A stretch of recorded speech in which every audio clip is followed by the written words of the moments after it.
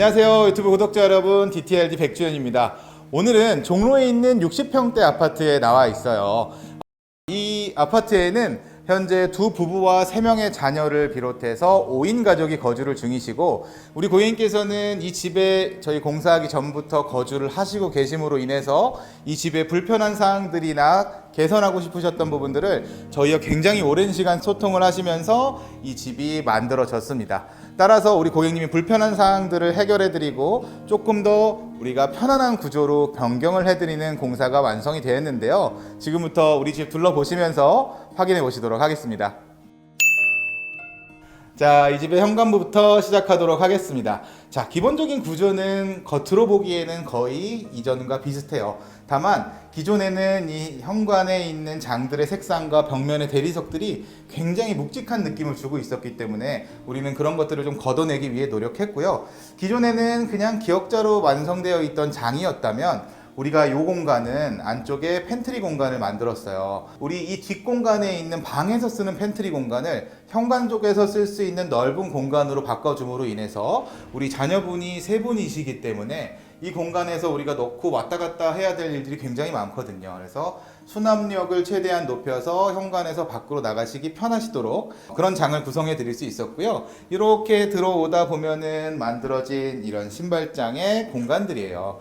자, 여기는 우리가 나가기 전에 옷매무새를 점검하고 나가실 수도 있지만, 이렇게 만들어진 이유는 사실 이 거울을 열어보면은 안에 분전함이 위치하고 있습니다. 그래서 이 공간에 도어를 달아주고 우리가 필요한 물건들을 올려놓고 사용하실 수 있게끔 현관 구성을 했고, 가장 중요한 부분은 원래 이쪽에 도어가 있었어요. 그래서 우리 집은 들어왔을 때 이쪽에 주방 발코니 공간을 통해서도 주방으로 갈 수 있고, 이렇게 돌아서도 주방으로 갈 수 있는 공간이었는데, 이 공간의 활용도가 너무 떨어진다고 말씀을 해주셔서 우리가 이 공간을 막아주고 주방에 보조 수납을 챙길 수 있는 공간으로 만들어 드렸습니다. 현관을 지나서 이렇게 거실로 들어올 수가 있습니다. 이 거실은요, 크게 4가지 공간으로 나뉘어 있었어요. 주방 공간과 거실 공간, 이렇게 가족실, 그리고 전실 4가지 공간으로 나뉘어져 있었는데, 이 공간들이 각각 모두 중문의 형태로 열었다 닫았다 하시면서 쓸 수 있도록 구성되어 있었습니다. 그래서 어떻게 보면은 모든 공간이 다 열려져 있어 보일 수는 있지만, 실제 이전 사진을 보시면 중문의 어떤 단차들과 이런 지저분한 모습들 때문에 공간이 정돈되어 있지 않는 느낌이었어요. 그래서 우리가 이 공간들을 어떻게 나눴는지 지금부터 설명을 드리도록 하겠습니다. 네, 첫 번째로 말씀드리고 싶은 거는 여기에 있는 가족룸이었어요. 이 가족실은 공간이 이렇게 게이트 형태로 열려 있는 형태였고, 저희는 이 공간을 구조를 변경하기 위해서 막아주는 선택을 했습니다. 그래서 이 공간을 막아주고 안쪽 공간에 방을 하나, 아이들의 안쪽에서 놀 수 있는 놀이 공간을 하나 만들면서 측면으로 복도에서 접근할 수 있는 드레스룸을 하나 추가로 만들었어요. 가족실이 넓게 빠져있던 공간을 2가지 역할로 할 수 있는 공간으로 나뉘어주고 이 부분을 벽체로 마감해줬습니다. 그렇게 한 이유는 여기에 보시면은 주방 공간과 연관이 있는데요. 가족실과 마주보고 있는 이 공간에 게이트가 생성돼서 여기도 마찬가지로 중문들이 달려 있었죠. 그렇기 때문에 이런 게이트가 연속적으로 이어지는 형태들이 보기가 안 좋아서 한쪽 면을 정리해 주는 것들이 어떨까라는 생각들을 했고요. 대신 주방 공간은 최대한 게이트가 느껴지지 않도록 일체화시키는 작업들을 진행했습니다. 그렇게 하기 위해서 우리가 측면 쪽에 장으로 막혀있던 공간도 오픈을 시키고, 아일랜드의 길이감도 공간을 띄어서 길게 배치를 해드렸어요. 이렇게 주방으로 온 김에 주방을 간단하게 조금 보여드리자면은, 최대한 이 아일랜드의 위치가 넓게 인식됐으면 좋겠다는 생각을 했어요. 이 공간이 거실과 같은 공간에 위치해 있고, 요 게이트가 게이트로 읽히지 않도록 만드는 것들을 의도했습니다. 그래서 아까 말씀드렸다시피 측면 공간들, 장으로 막혀 있는 공간들을 오픈시키고 아일랜드를 조금 뒤로 밀어서 길게 확장시키는 공간감을 가져오려고 노력을 했고요. 여기서 한 가지 더 보여드리고 싶은 거는 이 공간이에요. 아까 현관에서 들어올 수 있는 문을 통해서 들어오고 이쪽으로 나올 수 있는 동선이 따로 빠져 있었다고 말씀을 드렸는데, 그 공간을 현관에서 진입할 수 없게끔 만드는 대신 큰 뚱뚱한 냉장고와 와인셀러 같은 것들을 넣어서 우리가 주방에서 필요한 수납들을 오히려 훨씬 많이 챙기실 수 있도록 만들어 드렸습니다. 그래서 세탁기의 위치는 다른 곳으로 이동을 했고요. 한 가지만 더 말씀드리자면은 여기에 사용된 세라믹이에요. 이 세라믹이 장당 가격으로 들어오기 때문에 굉장히 고가로 우리가 진행되는 걸로 알고 계시죠. 이 세라믹을 최대한 활용하는 것들이 중요한데요. 우리 이 집에는 총 3장의 세라믹이 들어갔어요. 상판과 측면, 앞면 마감을 모두 하면서 남는 짜투리 세라믹들을 활용해서 우리가 뒷면장의 일부 공간들, 거실장의 뒷벽면들, 현관장의 서랍들, 이런 것들을 알차게 사용해서 굉장히 많은 공간에 적용을 시킬 수가 있었습니다. 그리고 여기 알파 공간이 있었어요. 이 알파 공간도 마찬가지로 중문의 형태로 여기를 열었다 닫았다 하면서 쓰실 수 있었는데, 우리가 그 중문이 들어올 때 그런 생기는 단차들과 막 이런 튀어나오는 몰딩들, 이런 것들 때문에 보기가 안 좋아서 이런 면을 정리하는 데 좀 노력했고요. 이 안쪽 공간이 조금 아쉽게 사용되고 있었습니다. 방 2개로 가는 통로 겸 화장실 앞 공간이었어요. 우리는 이 공간을 아까 주방에서 뺀 세탁기를 넣어서 실내로 가져오고, 여기에서 만들어지는 세탁물들을 옆에서 올려놓고 정리해서 다림질하고 개어놓을 수 있는 세탁 공간으로 만들었죠. 세탁 공간으로 활용함과 동시에 이 공간이 그럼에도 불구하고 꽤 넓게 비어 있었기 때문에 욕실의 확장을 조금 가져왔습니다. 원래 욕실의 벽체는 이거보다 뒤쪽으로 한 30cm 정도가 밀어져 있었어요. 근데 우리는 이 욕실을 조금 더 잘 활용하기 위해서 욕실, 여기서부터 만들어져 있는 욕실 공간을 앞면으로 30cm 더 끌고 오고, 그 남는 공간을 활용해서 또 이렇게 쪽장을 만들어서 세탁기에서 쓸 수 있는 세제 같은 것들을 보관하실 수 있게끔 만들어 드렸습니다. 네, 그렇게 해서 만들어진 화장실이 이 화장실입니다. 원래는 도어 위치가 그리고 이쪽 오른쪽이었어요. 이쪽에서 세면대와 마주보고 있는 도어, 그리고 변기, 욕조가 위치해 있었습니다. 근데 우리는 문의 위치를 바꿔주면서 바로 앞쪽에 변기, 우측에 2인이 사용하실 수 있는 세면대를 만들고, 저 안쪽 공간을 큰 욕조를 집어넣어서 쓰실 수 있도록 욕실의 구조를 변경을 했습니다. 뭐 디테일한 것들을 챙겨보면 이제 이 욕실 스위치는 안쪽에 위치해 있어요. 우리가 이 알파룸이었던 공간을 바꿔주면서 이 복도 쪽에 이제 알파룸 공간의 스위치와 욕실 스위치가 같이 위치하게 되면 굉장히 지저분해 보일 수 있기 때문에 이렇게 안쪽으로 들어와서 욕실 스위치들을 킬 수 있게끔 하면서 그 옆에 같이 콘센트들이 일자로 배치돼서 머리를 말리거나 드라이기 같은 것들을 쓰실 때 같이 쓰실 수 있도록 구성을 만들어 드렸습니다. 거실에서 보이는 마지막 문인 복도 도어입니다.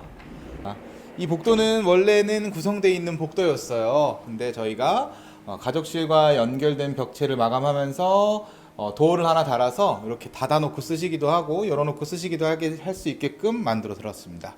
이렇게 들어왔을 때 2군데의 드레스룸을 저희가 구성을 해놨어요. 이쪽 공간은 원래 드레스룸이 있던 공간이었고, 이 안쪽 공간에 포인트장과 함께 다양한 수납들을 같이 챙겨줌으로 인해서 이 공간이 포인트가 될 수 있는 드레스룸 공간으로 만들어졌습니다. 이쪽으로 만들어진 드레스룸 공간은 아까 말씀드렸던 가족실이 분리된 공간이에요. 가족실의 일부는 우리 놀이방으로 활용하고, 일부는 이렇게 살짝만 열어서 보여드릴게요. 고객님 집이 있어서 메인 드레스룸이 하나 갖춰져서 만들어져 있습니다. 이 공간은 중문 도어를 열어놓고 이쪽 도어도 같이 열어놨을 때는 복도 끝으로 만들어지는 포인트 공간이 될 수 있다고 저희가 생각을 했어요.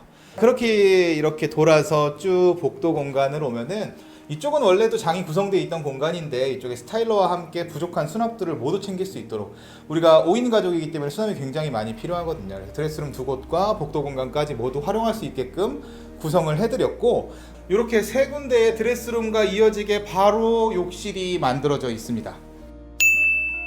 자, 이 욕실은 당연히 이런 구조가 아니었고요.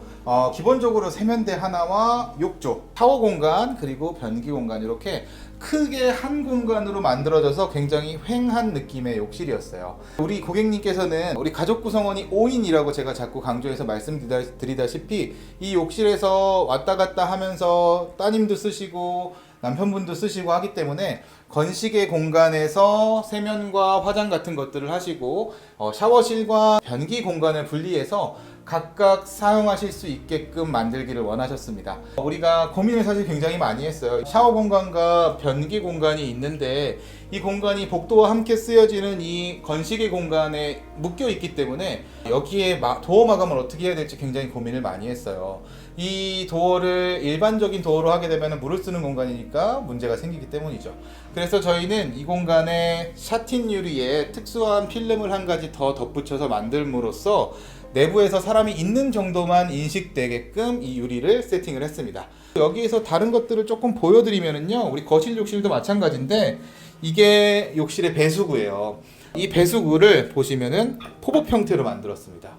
그래서 우리가 샤워하면서 간단하게 이렇게 눌러서 사용하실 수 있게끔 만들었는데 여기에 고객님이 거주하시다 보니까 이렇게 벌레가 올라오고 냄새가 많이 난다고 하시더라고요. 그래서 우리가 샤워 중에 편하게 얘를 정리하고 열었다 닫았다 하실 수 있게끔 양쪽 욕실 다 이 포복 형태의 배수구를 만들어서 사용하실 수 있게끔 구성을 했습니다.